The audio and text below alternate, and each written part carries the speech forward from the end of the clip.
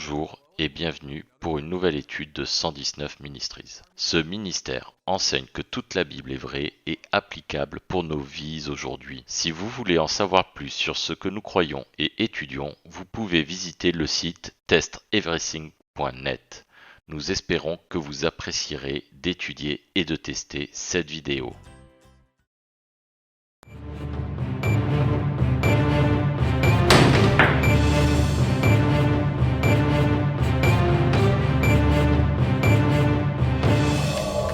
Comme Paul, nous croyons pleinement et enseignons que nous ne devons pas encourager les autres à se placer à nouveau sous la loi. Romains chapitre 6 verset 14. Car le péché n'aura pas de prise sur vous, puisque vous n'êtes pas sous la loi, mais sous la grâce. Mais de quelle loi s'agit-il, sous laquelle nous ne devons pas nous remettre? Paul, en fait, mentionne plusieurs lois. La loi d'Élohim, la loi du péché et de la mort, la loi de l'esprit de vie, la loi de la foi, la loi de la justice, la loi du Messie. Mais clairement, nous ne devrions pas être sous la loi, mais sous la grâce. Et ainsi soit-il, nous sommes d'accord. Mais qu'est-ce que cela signifie? Est-ce que cela veut vraiment dire ce que la plupart pensent? Beaucoup ne testent pas cette compréhension car elle semble si claire dans le chapitre 6 de Romains. Mais c'est aussi Paul qui nous a enseigné à tout tester.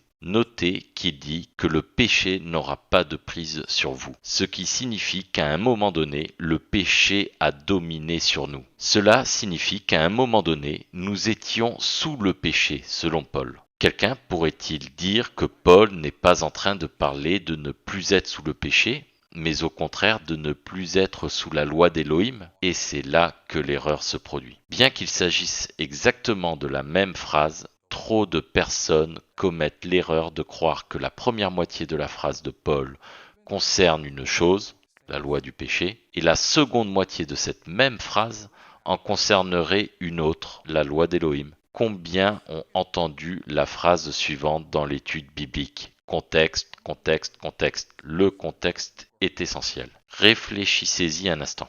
Quelque chose dans cette loi sous laquelle nous ne devons pas être est lié au fait que le péché n'a plus d'emprise sur nous. Cette loi, sous laquelle nous ne sommes plus, a donc quelque chose à voir avec le fait de ne plus être sous le péché. C'est le contexte qui nous est présenté sous nos yeux et dans cette même phrase. On pourrait penser que cela est facile à comprendre.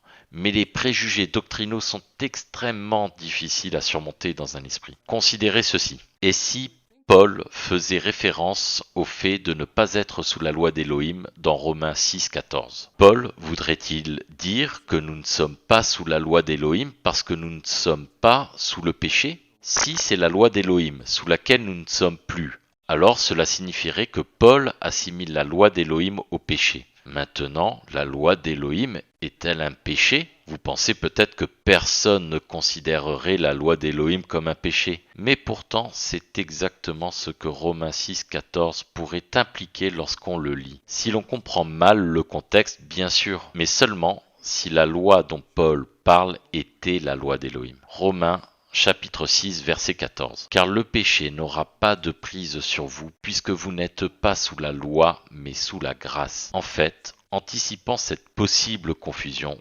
Paul semble plutôt habitué à être pris hors contexte. Il pose en fait cette question dans le chapitre suivant. Romains chapitre 7, verset 7. Que dirons-nous donc? La loi est-elle péché? Loin de là. Au contraire, je n'ai connu le péché que par la loi, car je n'aurais pas connu la convoitise si la loi n'eût dit « tu ne convoiteras point ». C'est donc la loi d'Élohim qui nous permet de définir les péchés. Les Écritures nous enseignent que transgresser la loi d'Élohim est un péché. 1 Jean chapitre 3 verset 4. Quiconque pêche transgresse la loi, et le péché et la transgression de la loi. Rappelons qu'en hébreu, le mot loi signifie simplement instruction, Torah. Donc le péché est donc une instruction qui va à l'encontre de la loi d'Élohim. Si vous le vouliez, comme Paul, vous pourriez alors appeler cette instruction ou cette loi la loi du péché. Continuons. Le péché ou le fait d'enfreindre les instructions d'Élohim conduit à la mort.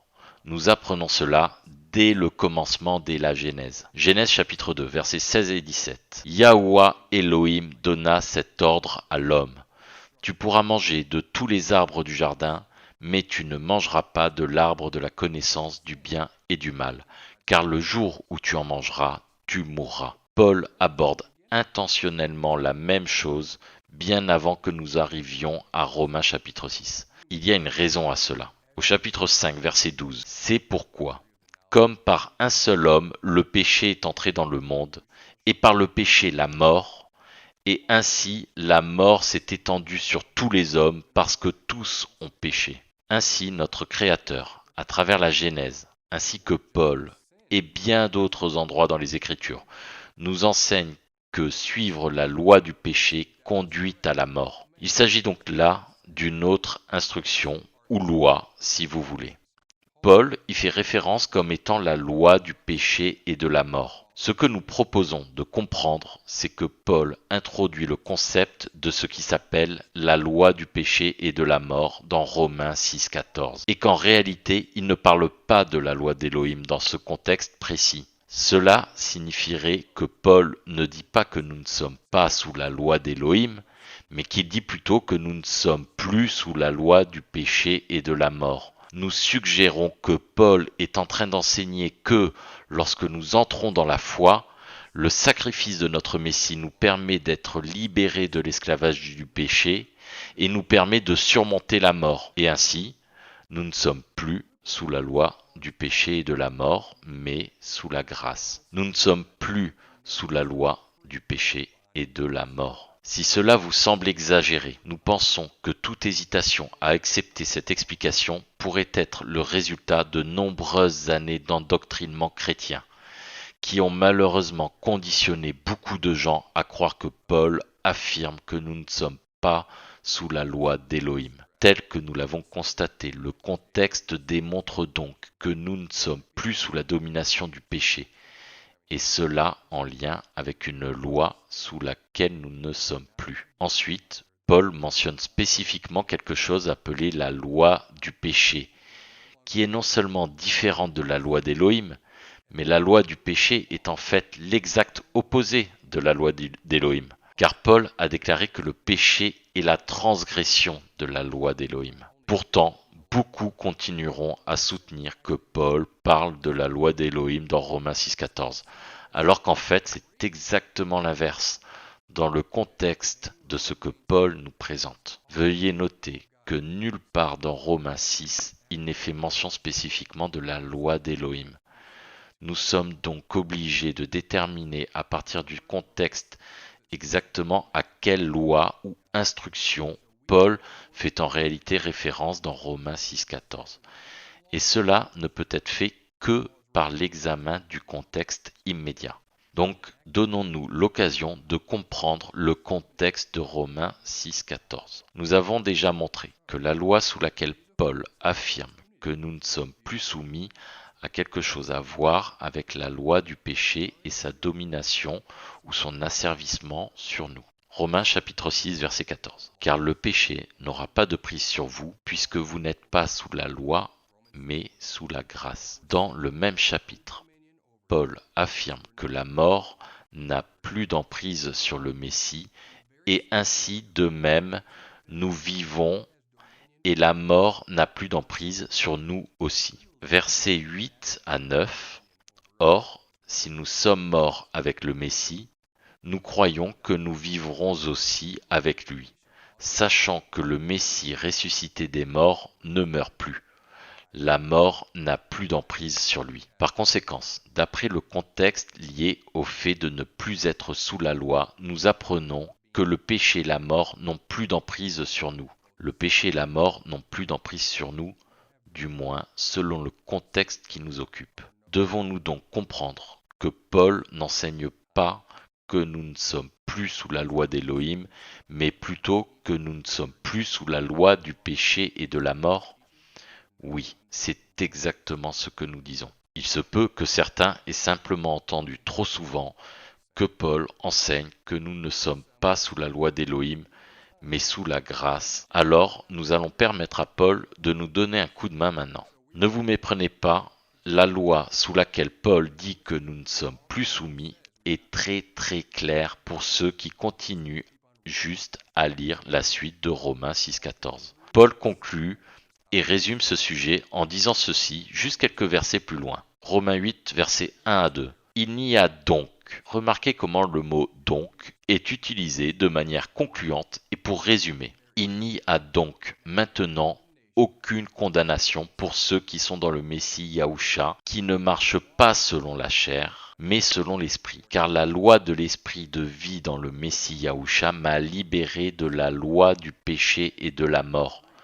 Tout cela prend tout son sens. La grâce consiste à recevoir le pardon pour avoir enfreint la loi d'Élohim, ce qui est défini comme un péché. Le péché conduit à la mort. Ainsi, être sous la grâce signifie que nous sommes libérés de l'esclavage du péché et de la mort qui devait en résulter. Par conséquent, nous ne sommes pas libérés de la loi d'Élohim, mais plutôt libérés de la loi du péché et de la mort. Cela n'aurait aucun sens de dire que c'est par la grâce que nous ne sommes pas sous la loi d'Élohim.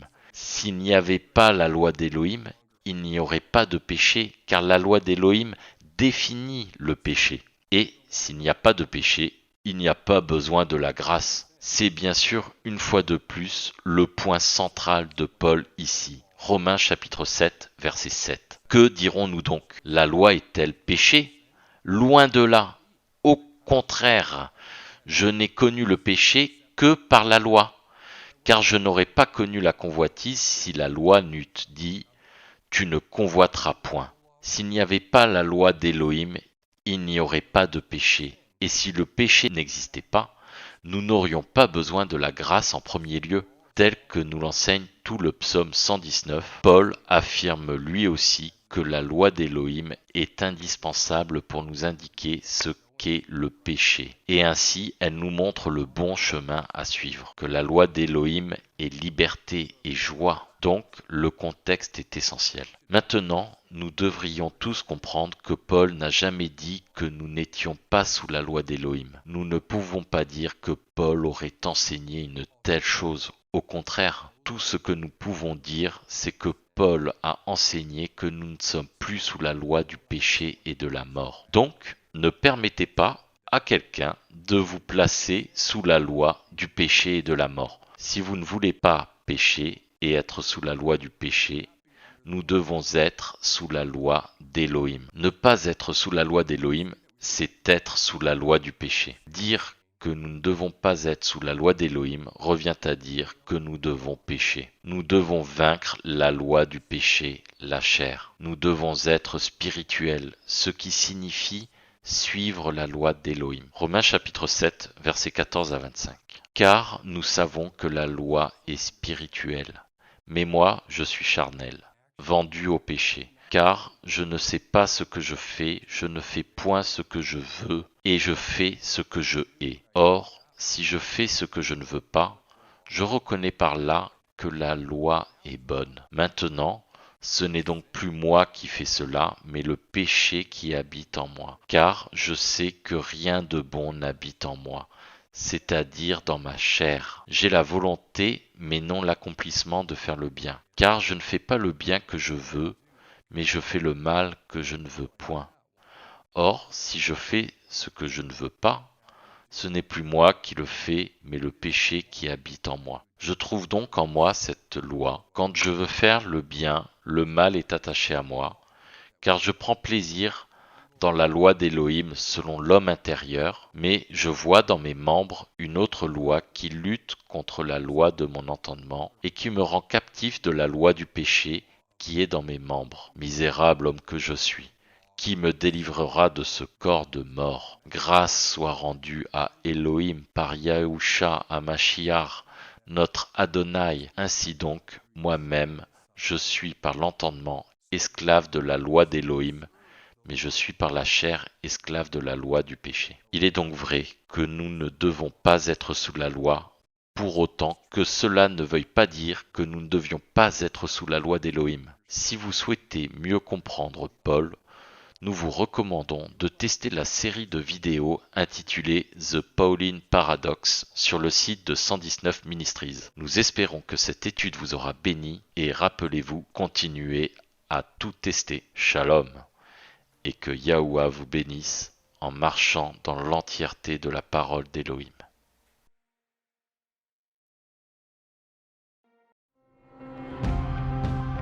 It is because of you, our generous supporters, who make it possible to offer these high-quality teachings completely free of charge.